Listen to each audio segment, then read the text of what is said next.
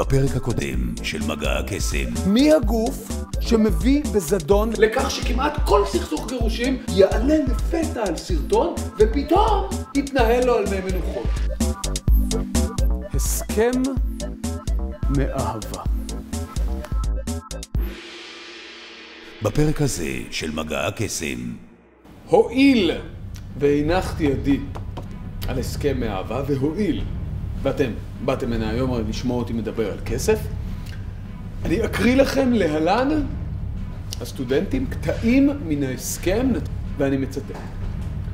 הליך הנישואים מהווה כריתת ברית של אהבה.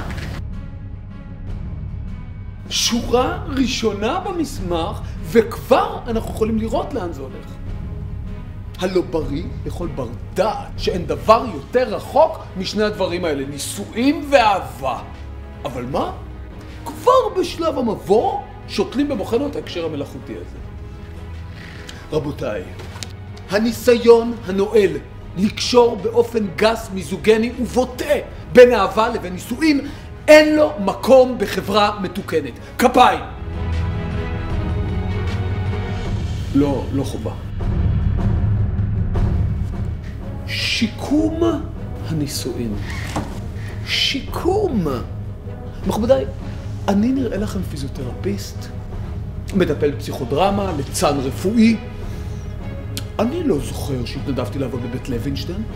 סליחה, אני לא עובד סוציאלי, לא סניטר, ובטח לא פיליפיני של אף אחד פה. חוץ מזה מה לעשות? יש דברים שאי אפשר לשקם. כמו הכוס בחופה, שברתם, שילמתם.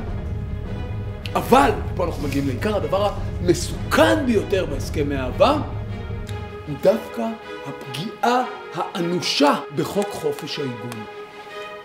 רבותיי, אני באופן אישי רוצה לחיות במדינה דמוקרטית, בה כל אישה חופשייה להיות עגונה, ללא הבדל דת, גזע ומין.